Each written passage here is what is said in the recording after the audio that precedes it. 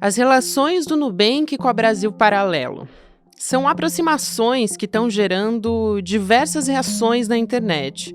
A cofundadora do banco, a Cristina Junqueira, postou nas redes sociais dela um convite para o evento da produtora de extrema-direita, Brasil Paralelo.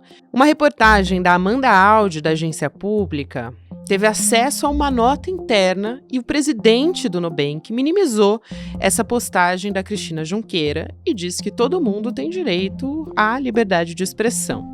O fato é que essa reação nas redes sociais gerou um movimento muito forte.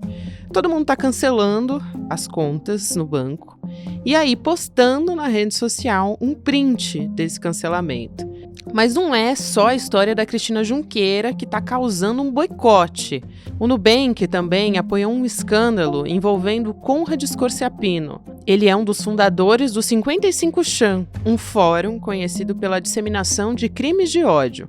O Scorziapino trabalhou como engenheiro de software do Nubank, então ele desenvolveu o aplicativo do banco e ele tem ligações fortíssimas com a Brasil Paralelo, porque ele é um dos diretores da produtora.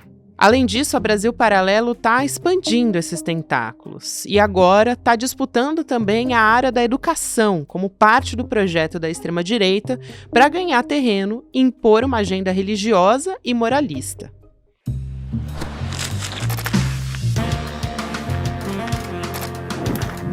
Olá, seja muito bem-vindo, seja muito bem-vinda. Eu sou a Gabriela Varela, sou a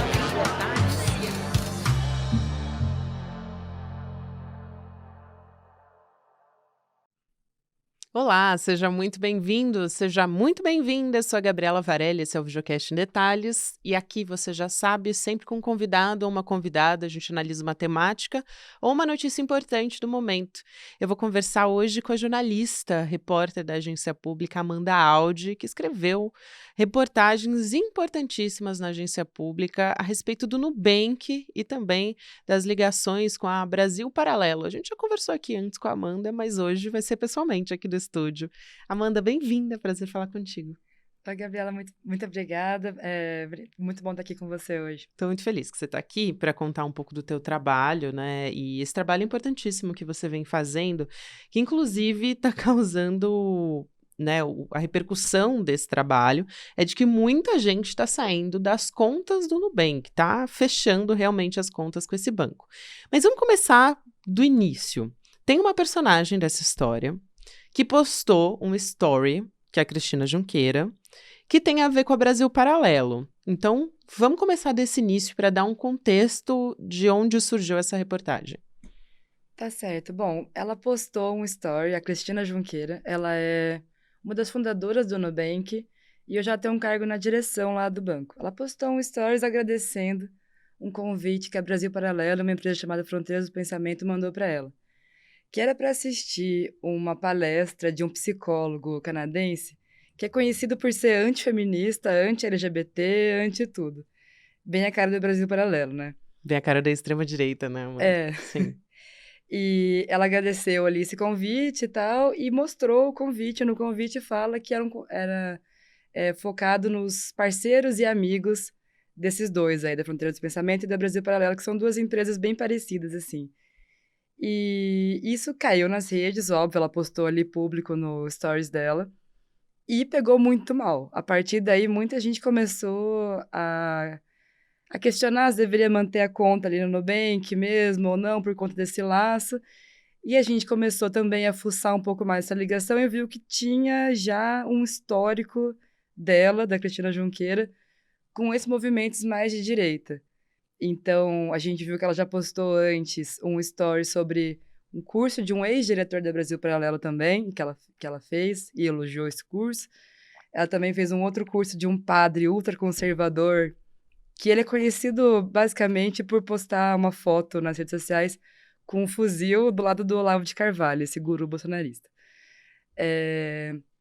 E também teve uma situação em que ela foi no Roda Viva, e isso durante a pandemia, se não me engano foi em 2021, perguntaram para ela o que o Nubank estava fazendo para... Foi em 2020, desculpa eu te corrigir, porque eu tô aqui com o teu texto da reportagem aberta aqui, aí eu bati o olho. A gente Foi se confunde às vezes. Roda Viva de 2020. Muita informação, né? Obrigada pela correção, Imagina. Tá certo. Ela foi perguntada sobre como o que o banco estava fazendo para aumentar a diversidade nos seus quadros. E ela começou a responder ali assim, tal, e o jornalista deu uma apertada nela na hora, e ela respondeu que era difícil ter gente diversa na equipe porque, entre aspas, não se pode nivelar por baixo. Então, complicado, né? É um histórico já pouco antigo dessas ligações com esse tipo de pensamento, né? Exato, e aí ficou escancarado.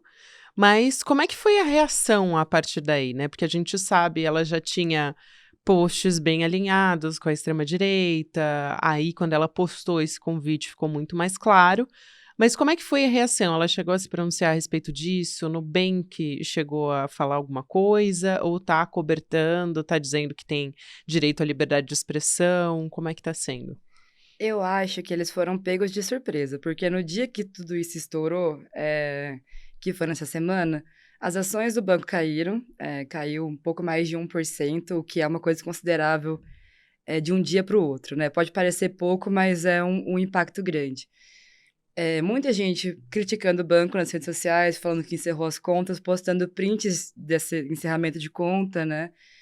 E eu acho que o banco foi pego de surpresa. O que eles fizeram foi manter um certo silêncio e falar só que eles não tinham nenhuma ligação direta, nenhum de seus diretores, nem o banco em si, com a Brasil Paralelo ou qualquer movimento político. Beleza. Isso foi público, foi o que eles botaram para o mundo. Depois disso, a gente ficou sabendo, a gente teve acesso, na verdade, à nota interna do banco. O que o presidente, que é o Youssef Lahek, eu acho que é assim que fala o nome dele, disse para os funcionários, porque é claro que aquilo estava também fervilhando ali dentro dos corredores ali da empresa, né?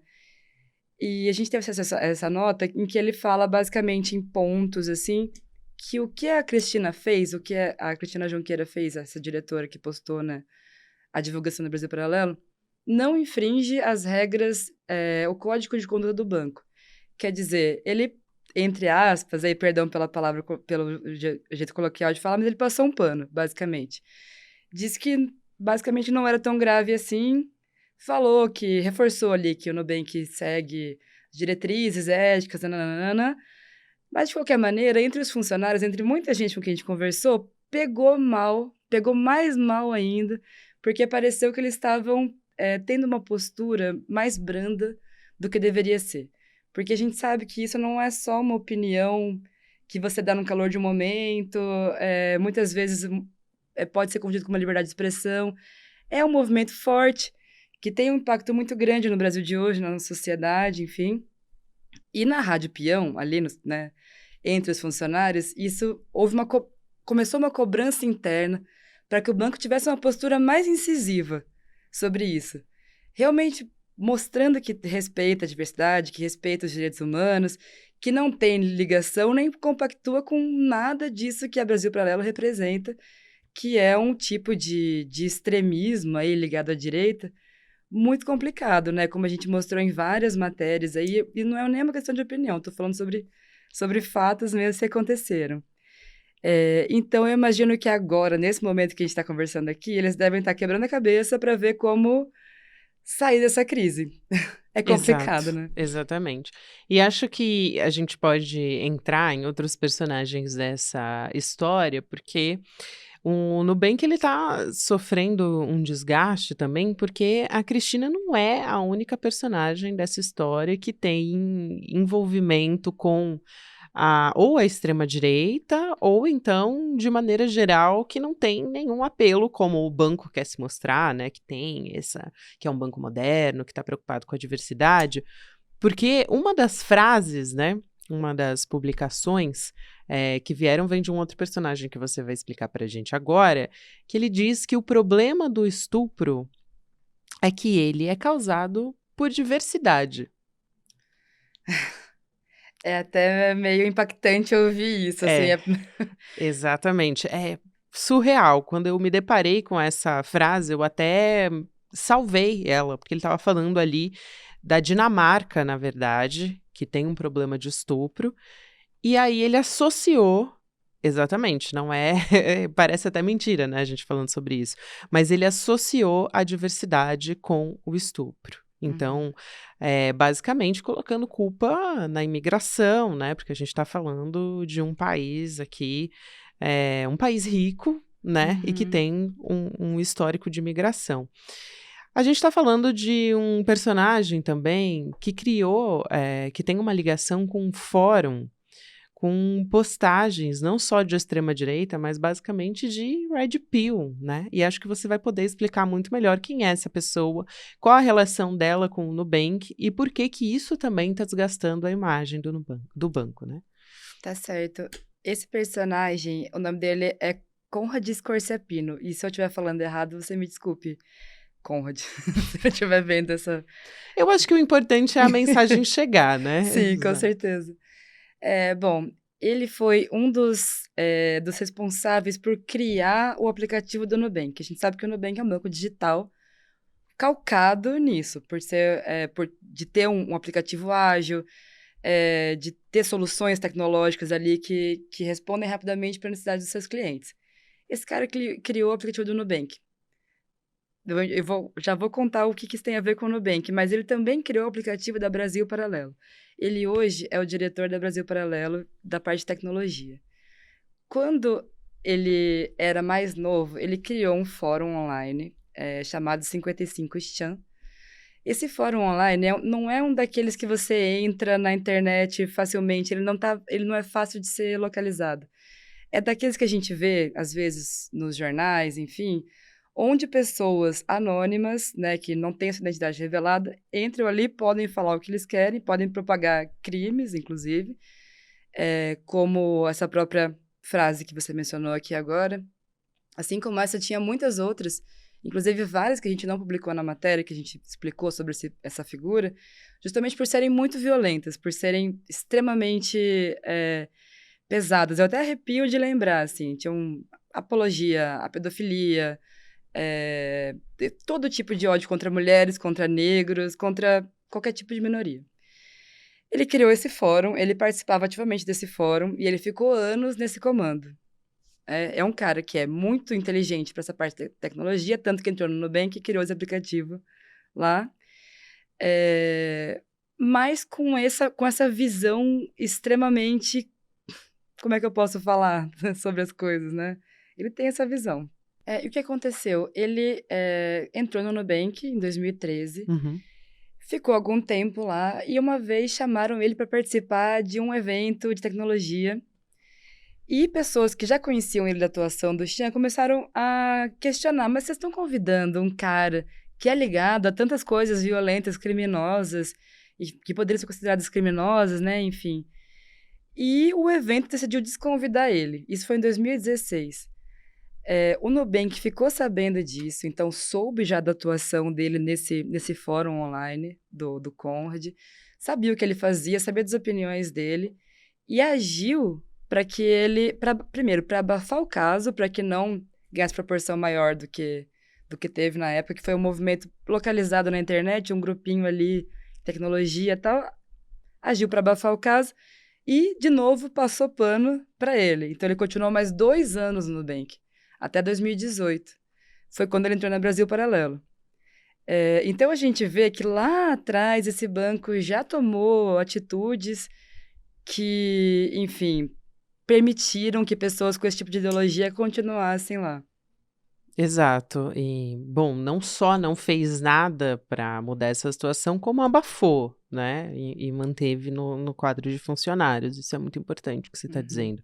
Agora, levando em conta tudo isso que você está me contando, esse e-mail, ele circulou internamente entre os funcionários. Você também conversou, fazendo a reportagem, você conversou com funcionários. A gente já falou sobre como, para fora do Nubank, isso está repercutindo muito mal. Então, as pessoas estão não só fechando as contas, mas fazendo post nas redes sociais para dizer, olha, eu saí, e cobrando outras pessoas a sair também, né?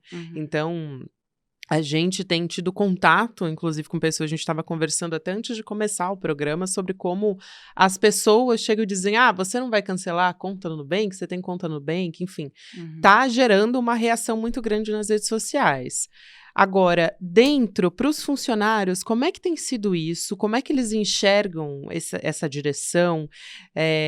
Imagino que não se sentindo representados por elas, se sentindo pessoalmente também agredidos muitas vezes, né? Porque o Nubank tem pessoas, enfim, tem mulheres, tem pessoas pretas que trabalham lá e essas pessoas eu imagino que estão se sentindo constrangidas com toda essa situação também.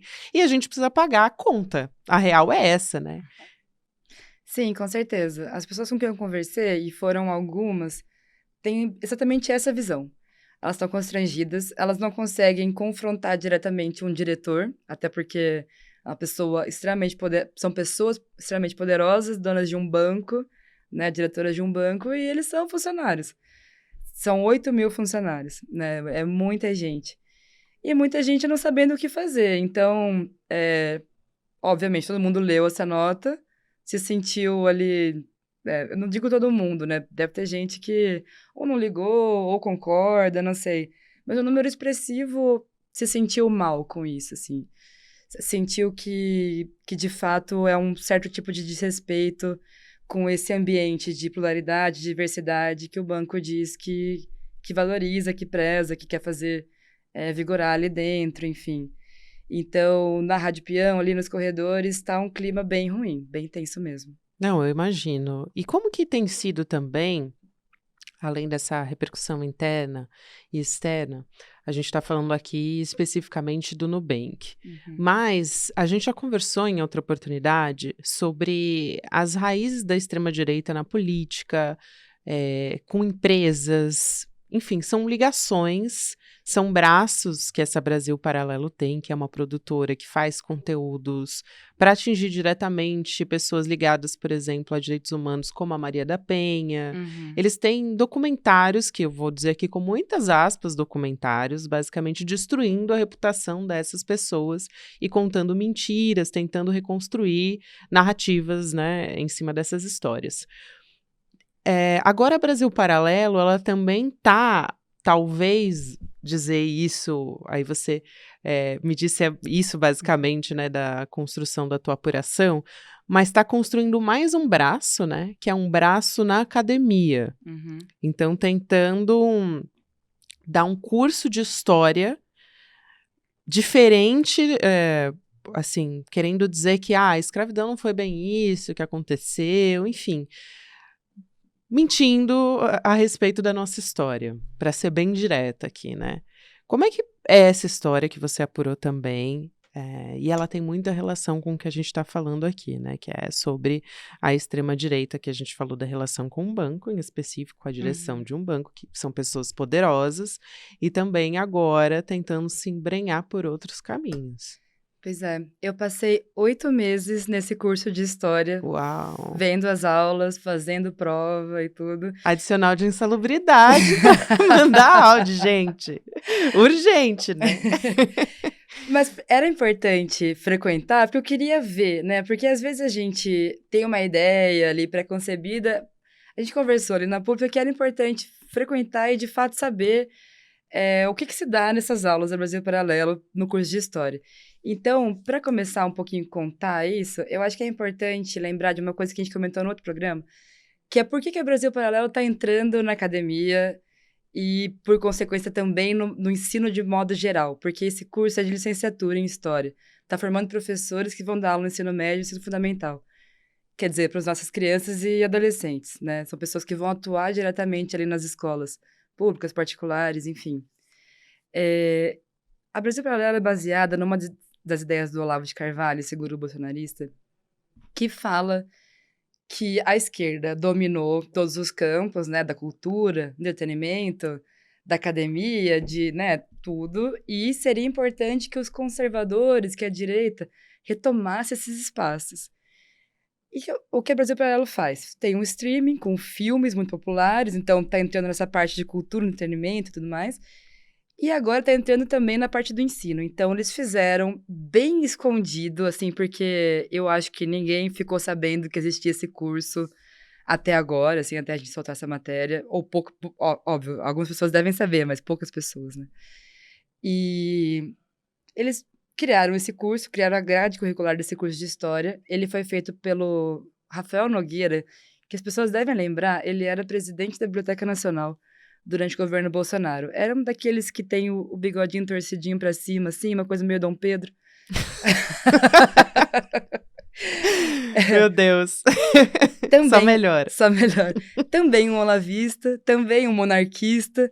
E outros professores também têm esse mesmo perfil. Todos têm o busto do Olavo de Carvalho em casa e querem que volte a monarquia para o Brasil. Enfim, esse tipo de pensamento bem, né, retrógrado, esquisito. E as aulas do curso são exatamente nesse sentido. Então, eles basicamente distorcem a história. Por exemplo, o descobrimento do Brasil, né, quando os portugueses chegaram aqui, lá em 1500, eles contam de um jeito mais ou menos assim. Os portugueses chegaram, os indígenas estavam ali, ficaram assustados e começaram a rezar. E os jesuítas estavam fazendo um ótimo trabalho de trazer a verdade para esse povo que só, sei lá, eles são canibais e poligâmicos e estão perdidos na vida aqui e tal. Eles basicamente não falam nada sobre o genocídio indígena, não falam nada sobre conflitos, não falam nada sobre nada do que a gente aprendeu na escola. E não que a nossa educação foi tão diferente, assim, foi o básico, né? Mas a gente aprendeu muito mais coisas do que nesse curso de licenciatura, que é para formar professores, o que as pessoas que estão vendo essas aulas aprendem de fato. Então, sobre a escravidão também, eles comentam de um jeito, assim, que a Igreja Católica... É uma visão bem católica da história, assim, tá? Bem cristã. Uhum. A Igreja Católica não compactava com isso, e daí passa um pano, assim, falando que meio que as permissões que foram concedidas também não eram bem daquele jeito.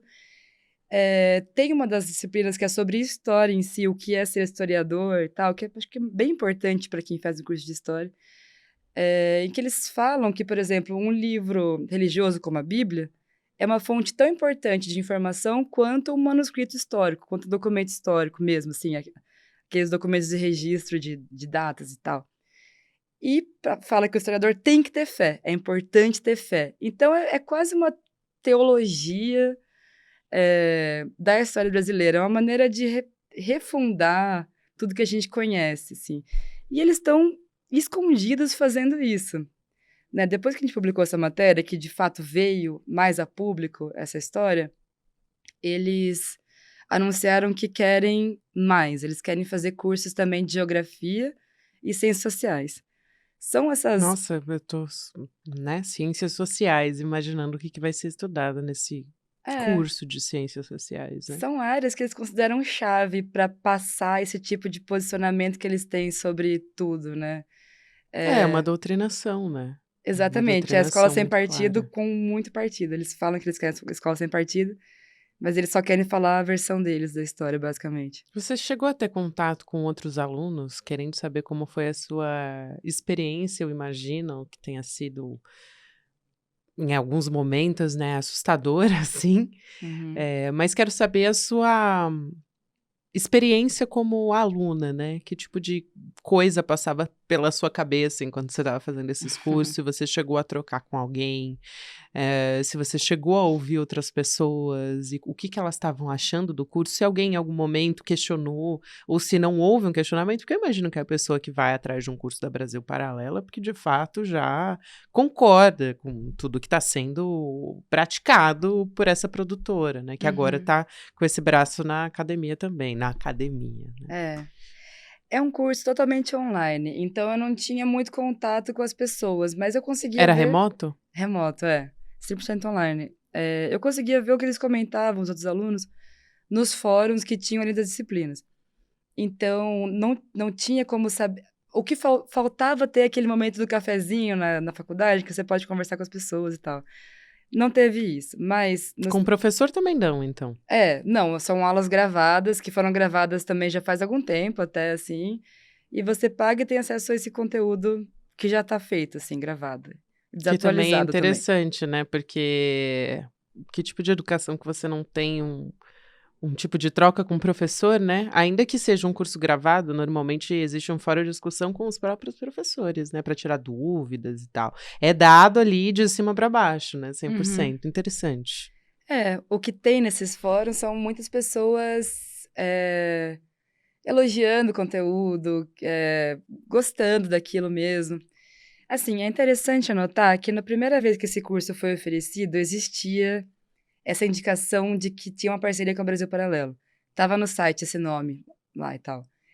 E até onde a gente apurou também, os primeiros alunos tiveram bolsa paga pela própria Brasil Paralelo. Então, era gente que realmente queria, Para divulgar também mesmo, né? queria fazer esse curso e tal, e entrou lá, enfim. Depois, essa universidade, é uma universidade particular que tem 70 anos, ela é bem tradicional, assim, ela começou a oferecer o curso de História sem falar que era do Brasil Paralelo. Então, é possível que tinha gente ali que não queria aquilo, né? Mas como isso? Ocultando? Não tem nenhuma menção. Assim, se você vê os professores, talvez se você buscar no Google, você vai ver que tem uma ligação, mas não é explícito. Na primeira vez foi, no segundo vestibular não mais. Quando eu entrei já não tinha.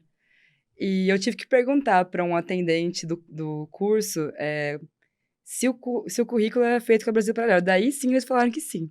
Mas não é claro, em lugar nenhum.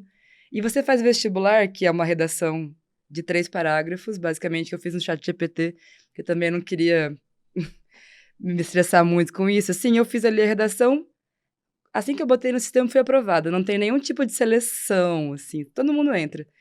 E quanto E que é a mensalidade, mais ou menos? é 200 e pouco, dá menos de R$ 300 por mês, é barato, Por quanto tempo? por 4 anos. E, assim, barato, digo, para uma universidade particular, né? Só pra gente saber também, Amanda, imaginando aqui um currículo que venha, né, dessa pessoa. Qual que vai ser o crédito desse curso? O crédito de... Onde você se formou? Ah, tá. A universidade chama Universidade Católica Ítalo-Brasileira. Uhum. É uma universidade enfim, ela é antiga, tem 70 anos mesmo, ela virou católica agora recentemente e já começou com essa parceria com o Brasil Paralelo. Eu não sei se os próximos cursos que eles estão anunciando vai ser ali mesmo ou não, acho que eles não estão prontos, mas a gente vai ficar de olho para descobrir. E assim, é aprovado pelo MEC, tá? Foi aprovado lá em 2019, primeiro ano do governo Bolsonaro, quando o coordenador Rafael Nogueira já era presidente da Biblioteca Nacional, e teve uma nota baixa num dos qualificadores do MEC. É possível que, enfim, haja um tipo de revisão ali, porque aparentemente os alunos não se dão muito bem nas provas do governo, como o ENAD. É o que dá a entender ali, porque a nota foi baixa, a última. Mas foi aprovado e eles podem abrir 1.000 vagas por ano, para 1.000 novos alunos todos os anos. Então, imagina o tanto de gente que vai se formar. Que surreal. E você chegou a falar com o MEC, só pra gente fechar o que que eles dizem? Eles falam que o curso foi autorizado porque seguiu as diretrizes que precisavam naquele momento e que o MEC se compromete com a qualidade do ensino superior. Foi uma nota bem genérica, é o que a Isso é gente o MEC do costuma... governo Lula.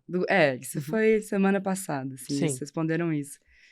E que novas avaliações são feitas periodicamente. Foi uma nota bem, bem genérica sobre a atuação do MEC em si. Ai, Amanda Aldi, obrigada pelas tuas reportagens, pelas investigações e por trazer à tona assuntos tão importantes que a gente precisa estar muito vigilante.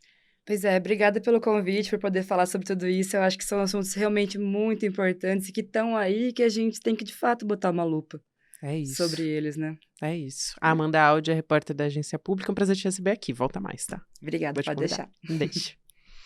Gente, lembrando também, falando em educação, já que a gente estava trazendo aqui um exemplo do que não fazer, a gente quer trazer aqui uma aula que a gente vai ter em breve, no dia 7 de julho, um domingo, às 8 horas da noite, que é o Apocalipse Tecnológico, estratégias de manipulação que viciaram o mundo e enriqueceram as empresas de tecnologia. Então, uma aula gratuita com Adam Alter, que é um especialista na relação humana com a tecnologia, vai ser de moderação do Eduardo Moreira para trazer fatos científicos escancarando essas raízes da dependência tecnológica, como você pode usar a tecnologia a seu favor e controlar também os nossos comportamentos, as nossas emoções em relação a isso. Então fica a dica para você, vai ser 8 horas da noite, um domingo, mas você tem que fazer a sua inscrição em detalhesicl.com.br para ter acesso a essa aula que vai ser online. Obrigada a você que me acompanhou até aqui, como sempre, a gente está todos os dias, segunda a sexta-feira, ao vivo no YouTube às 10h30, depois tem tem Mercado Investimentos, aí sim tem rolê ICL, 6 horas da noite, ICL Notícias, segunda edição, lembrando que em qualquer horário você pode ouvir o Em Detalhes nas plataformas de áudio também. Obrigada e até amanhã. Imagina se você pudesse viver 25 anos a mais. Pois é, a nova geração, hoje em dia, vai ter gasto isso quando tiver ficado mais velha na frente de uma tela, de celular ou de computador. Existe uma pandemia tecnológica. Eu chamo isso de apocalipse tecnológico, porque está destruindo vidas, desequilibrando psicologicamente as pessoas e trazendo muito mais perigo do que qualquer um pode imaginar. O maior especialista sobre o tema, eleito o melhor professor da New York University e um dos 40 melhores professores de negócios do mundo, Adam Alter, vai nos dar uma aula sobre esse tema, inédita e exclusiva, no dia 7 de julho, um domingo, às 8 horas da noite. Uma aula que você não pode perder, seus filhos não podem perder, as pessoas de quem você gosta não podem perder.